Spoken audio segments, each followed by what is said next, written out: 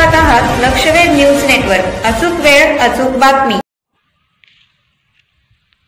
मी महाराष्ट्र राज्य जनहित शेतकरी संघटना संस्थापक अध्यक्ष प्रभाकर भैया देशमुख. माझ्या ह्या सोलापूर जिल्ह्यातल्या बार्शी तालुक्यामध्ये अक्षरशः चालू वर्षी भयानक अतिवृष्टी झालेली असताना, पिकांची बागेची वाट लागलेली असताना अशा अवस्थेत 4 मंडळचं पंचनामे झालेले आहेत. नारे असो, पांगरी, आगळगाव, सुरडी.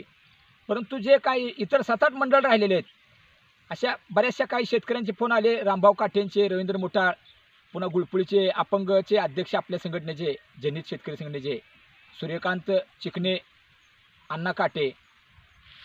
परंतु या बाबतीत मान्य तहसीलदारांचं दुर्लक्ष आहे 8 मंडळावरती असं समजतंय.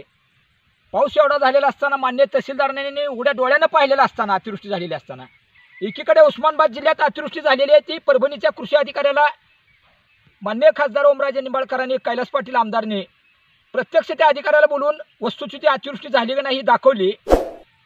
अशीच पद्धत तत्कालीन आमदार आदरणीय राजाभाऊ राऊत आणि सध्याचे भावी आमदार दिलीप सोपल साहेब, तत्कालीन आमदारांनी मागच ही करायला पाहिजे होती त्या पद्धतीनं. परंतु सत्ता आता त्यांचीच आहे, त्यामुळे माझ्या शेतकऱ्याला अडचण येणार नाही. राजाभाऊ राऊत पण यात लक्ष घालतील. त्यामुळे जाहीरपणे मी मान्य तहसीलदारांना विनंती करतो, येत्या 8 दिवसात या 4 मंडळचं मंजूर याचं खात्यावर तातडीनं नुकसान भरपाई माझ्या शेतकऱ्याच्या खात्यावर जमा करा. 8 मंडळचं सुद्धा तातडीनं ते प्रोसेसमध्ये घ्या आणि त्याचा प्रस्ताव नुकसान भरपाईचा पाठवा. कारण पिकं आणि बाग फळ उत्पादक शेतकरी अक्षरशः उद्ध्वस्त झालेला आहे. एकीकडे रानडुकरानं काही गावात थैमान घालून पिकांचं बागेचं नुकसान केलेलं आहे. वाघ आलेला आहे, सिंह आहे, बिबट्या, त्या ह्याच्यामध्ये शेतकरी हवालदिल झालेला आहे, घाबरलेला आहे. अशा अवस्थेत जिल्ह्याचे कर्तव्यदक्ष जिल्हाधिकारी कुमार आशीर्वाद साहेबांनी तातडीने लक्ष घालून या बार्शी तालुक्याला येत्या 4 दिवसात भेट द्यावी आणि या कष्टकरी शेतकऱ्यांचे अश्रू पुसावेत आणि वनीकरण विभागाला तातडीने आदेश करून लवकरात लवकर हा बिबट्या ताब्यात घ्यावा आणि शेतकऱ्यांचं होणार नुकसान. आज एका शेतकऱ्याला त्याच्यावरती हल्ला केला, जखमी केले, त्याला खरोखरच त्याचा जीव वाचला.